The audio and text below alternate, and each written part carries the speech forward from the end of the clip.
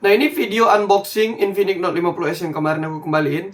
Awalnya sih aku nggak ada niat untuk kembaliin, karena emang aku mau nge-review kayak biasa pada umumnya. Dan sayangnya handphonenya nggak sesuai, jadi aku bisa kembaliin. Dan tokonya juga menerima dengan lapang dada, dikembaliin, nggak ada masalah. Karena memang ada kesalahan di pihak tokonya juga. Aku mendapati beberapa aksesoris atau chargernya itu yang OM, yang palsu. Nah, jadi bisa kalian simak aja videonya dari awal sampai terakhir. Ya mohon maaf kalau misalnya kurang maksimal, karena memang harus buru-buru aku kembaliin ke tokonya.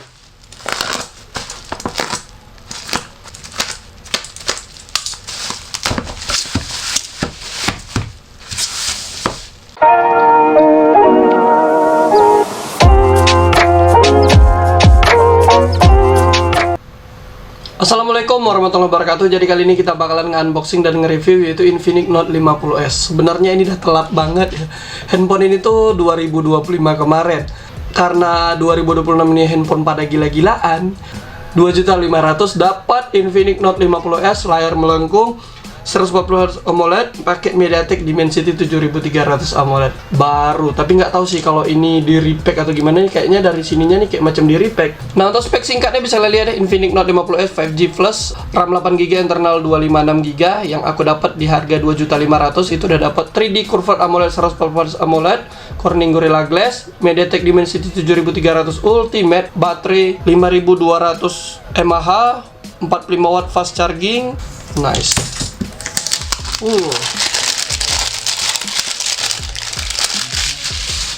Tapi dusnya gini banget loh tuh, kayak udah bergesek-gesek ya.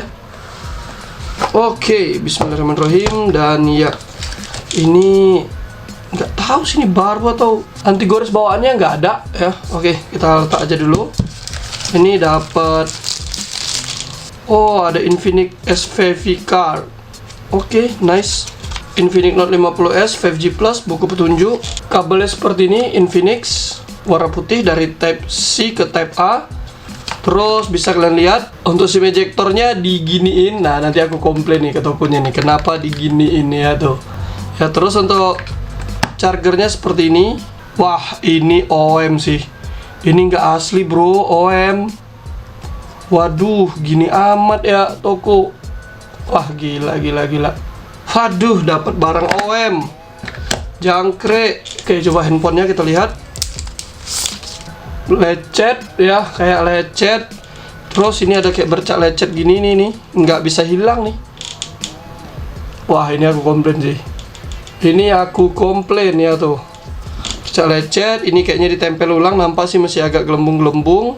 Di bagian kameranya juga nih ada bercak-bercak lecet. Untuk kamera depannya nggak ada anti gores. Tahu aku kalau Infinix itu tetap ngasih anti gores. Wah, ini nggak perlu aku lanjutin ya. Coba kita hidupin ya, bismillahirrahmanirrahim. Oke, jadi ini tampilan pertama dari Infinix Note 50S. Tadi udah aku setting. Dan ya, ini dia handphonenya, warna agak-agak coklat ya, titanium grey. Dan setelah aku baca-baca lagi ternyata handphone ini tuh X display ya.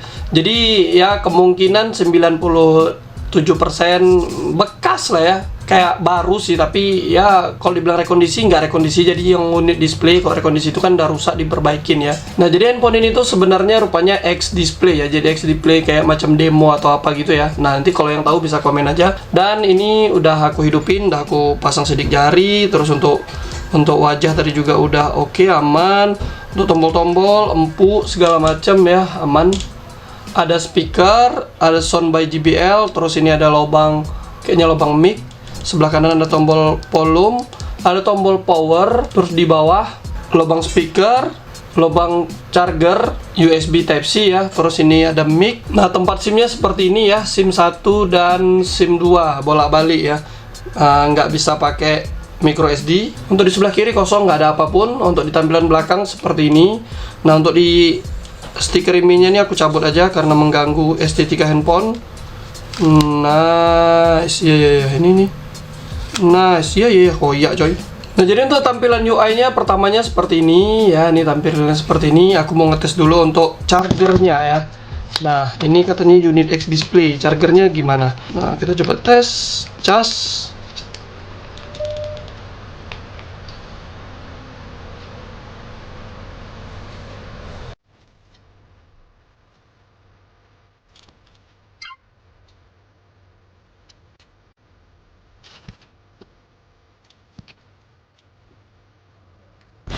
Tampilan UI seperti ini, udah keinstall beberapa aplikasi. Ya, untuk control center seperti ini. Kita cek untuk di sistem. Masuk ke ponsel saya, bisa kita lihat di sini tuh masih memakai XeOS 15.1.2 dengan chipset Dimensity 7300 Ultimate, RAM 8GB plus 5GB virtual RAM. Dan bisa lihat layarnya melengkung dikit lah ya, nggak melengkung banget. Jadi kalau kita lihat seperti ini, tampilan hitam kiri kanannya masih nampak. Harusnya kalau emang melengkung banget tuh hitam kiri kanannya nggak begitu nampak. Ini masih nampak ya. Jadi melengkung tipis ya, seperti apa ya, Itel S25 Ultra kemarin mungkin ya. Jadi ya melengkung tapi nggak terlalu melengkung parah. Melengkungnya juga kiri kanan aja, jadi tampak handphonenya ini kayak macam panjang gitu ya. Nah, versi Androidnya Android 15 dengan update keamanan 1 Oktober 2025. Nah, ini untuk penyimpanannya udah kepakai di 20GB ya. Dan ini masih bisa kita hapus beberapa aplikasi yang nggak penting. Terus untuk wallpaper dan animasi di sini tuh ada tampilan AOD ya, selalu tampilkan seperti ini ya. Oke, nice. Terus ada Infinix AI, ada wallpaper personalisasi, layar dan kecerahan bisa kita lihat, bisa sampai tinggi 144 Hz. Terus juga bisa setting manual di sini ya tuh. Ya, apa aja yang mau dipakai 144 Hz atau 120 Hz ya ini. Tapi semuanya 120 Hz loh. Nggak ada aplikasi yang benar-benar bisa 144 Hz ya. Oh, ini cuma 3 aplikasi ini yang mendukung cuma 144 Hz. Sayang banget ya. Pencahayaan halo aktif. Jadi ada pencahayaan halo aktifnya. Bisa kita lihat di sini ya. Ini ada warna putih, tangkapan layar, perekam layar, bisa resolusi Full HD, frame rate bisa 60 fps, untuk rekam layarnya bisa suara mikrofon dan suara perangkat, mantap ya. Untuk hasil tutup benchmark bisa lihat di 900.000. Kemarin waktu pas aku buat video ini aku bandingin sama Infinix Note 50X ya, bisa lihat untuk suhu dan pengurangan baterainya. Mantap banget dibanding Infinix Note 50X. Nah, terus juga waktu di CPU throttling ini memang gila sih ya, lebih tinggi dibanding Infinix Note 50X ya. Bisa lihat tuh untuk max-nya, rata-ratanya dan minimalnya tuh lebih tinggi dibanding Infinix Note 50X. Cakep banget di 291 paling tingginya. Untuk storage di 56.000, nggak ada yang beda kalau dibandingin Infinix Note 50X walaupun chipsetnya sama. Dan untuk di Geekbench bisa kalian lihat untuk hasil single core dan multi core-nya di CPU benchmark. Terus untuk di GPU benchmark di Vulkan di 2400, untuk di OpenCL sama 2488. Cek device info Huawei untuk chipsetnya sama, bedanya di layar, dimana layarnya udah Full HD Plus kita lihat ya. Dan untuk sensor kamera di sini tuh ada dua ternyata. Dia punya satu kamera super makro atau makro ya, sedangkan Note 50X nggak ada. Dan untuk hasil 3D Max bisa kalian lihat di sini ya, 3200 lowless dan base lobe-nya. Makanya stabilitasnya 99,6% dan nggak terlalu panas-panas banget waktu pas 3D Mark ini. Dan bisa lihat tuh CPU temperaturnya sampai 41 derajat, kurangnya cuma 4%. Untuk di tampilan kamera, jadi seperti ini untuk tampilan aplikasi kameranya ya. Ada vlog, ada video, ada EA Cam, ada potret, ada super malam, dan ada lainnya. Dan bisa lihat di sini tuh banyak tampilan lain-lainnya. Seperti yang aku bilang tadi, untuk handphone ini ternyata punya lensa super makro, jadi nggak bener-bener gimmick semua lah. Ada satunya untuk super makro. Untuk rekaman videonya bisa lihat bisa 4K 30 fps, paling tingginya 1080 HIVS. Dan untuk kamera depan juga sama, 4K 30 fps 1080 HIVS. Nah, untuk layarnya bisa lihat AMOLED ya, cakep, Full HD Plus 144 Hz ya. Wah, cakep banget tuh. Bisa lihat ya, dimana kiri kanannya melengkung coy ya. Tuh. Jadi untuk kecerahan layarnya kok dibandingin sama Infinix Note 50X tetap terang ini lagi sih ya, AMOLED. Untuk suaranya coba kalian dengerin aja sendiri. Yang jelas handphonenya udah stereo speaker, jadi speakernya atas sama bawah atau kiri sama kanan sudah ada.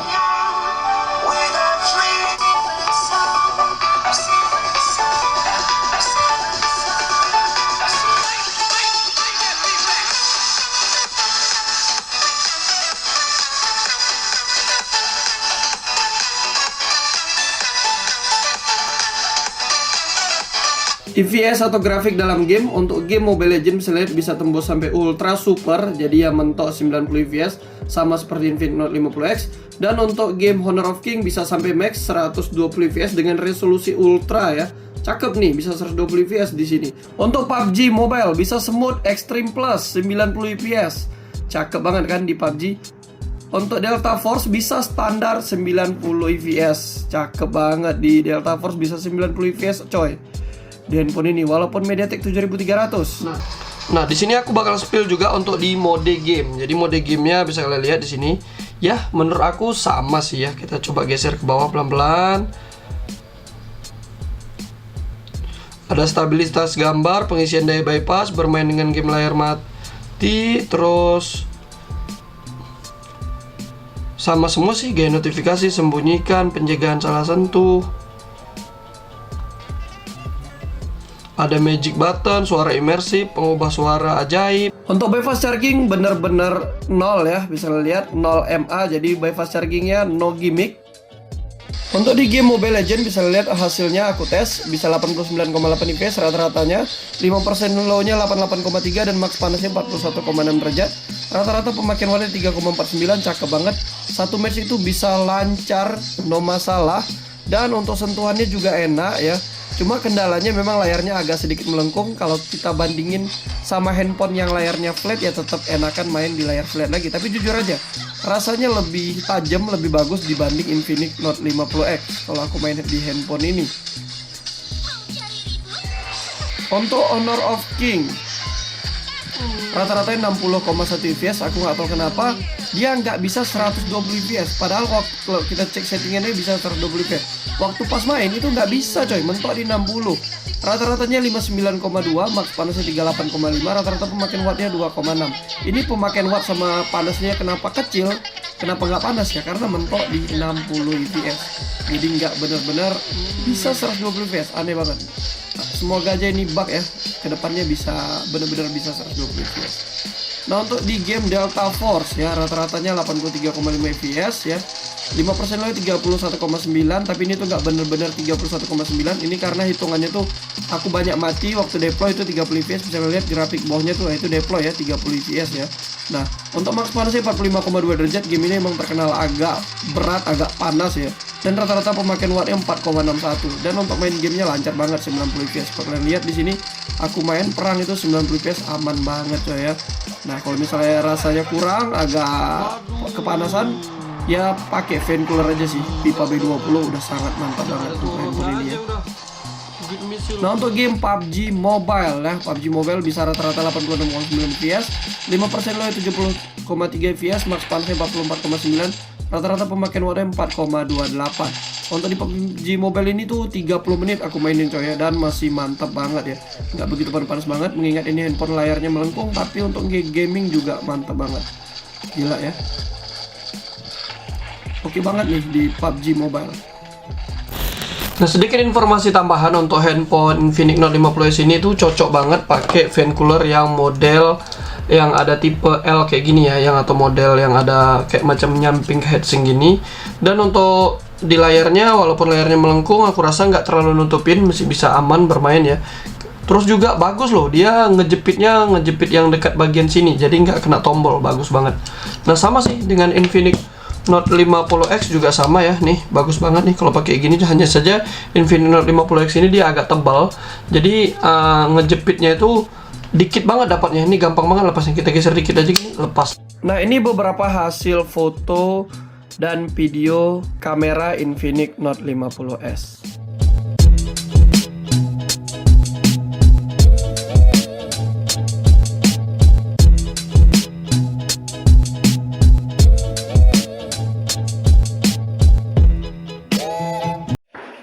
Ini settingan 4K 30 fps ya, karena waktunya mepet jadi aku tesnya di dalam rumah aja tuh.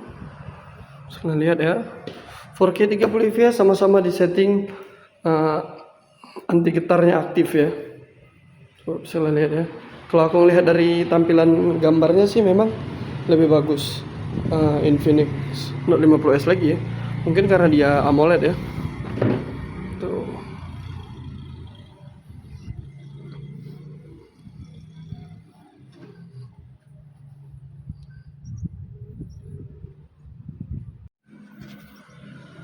1080 HIVS, nggak tahu sih HIVS itu berapa.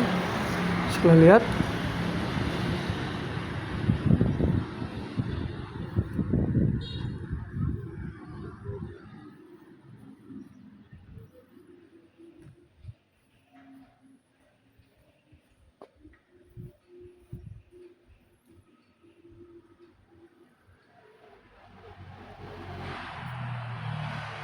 Nah ini kamera depan 1080 30 fps, ini lagi ngaji ya, lagi ajan.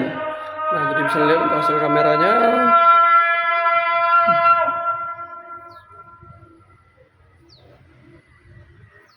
Kecil kali cok di sini ya handphonenya tuh. Nah segitu aja singkat dari aku untuk Infinix Note 50s ya. Jadi ini handphonenya aku packing dan aku kembaliin ke tokonya lagi ya. Nah cukup sampai di sini dulu pembahasan aku untuk Infinix Note 50s. Sayangnya nih handphonenya ada kendala dan nggak sesuai untuk chargernya. OM tahu sendiri charger asli resmi Infinix itu lumayan mahal dan takutnya nanti kalau aku jual lagi jadi kendala untuk orang yang beli berikutnya. Ya makanya aku kembaliin aja dan tokonya juga mengakui kalau memang chargernya OM. Di deskripsinya nggak dibilang sih kalau charger OM. Kalau di deskripsinya bilang charger OM mungkin aku nggak permasalahin ya. Mungkin salah aku pribadi. Tapi di sini dia nggak ada bilang chargernya OM. Oke, dan waktu pas aku buat video ini handphonenya udah diterima dan uang aku juga udah kembali ya. Thank you buat semuanya. Semoga kesalahan aku ini jadi pembelajaran buat kita semua. Assalamualaikum warahmatullahi wabarakatuh.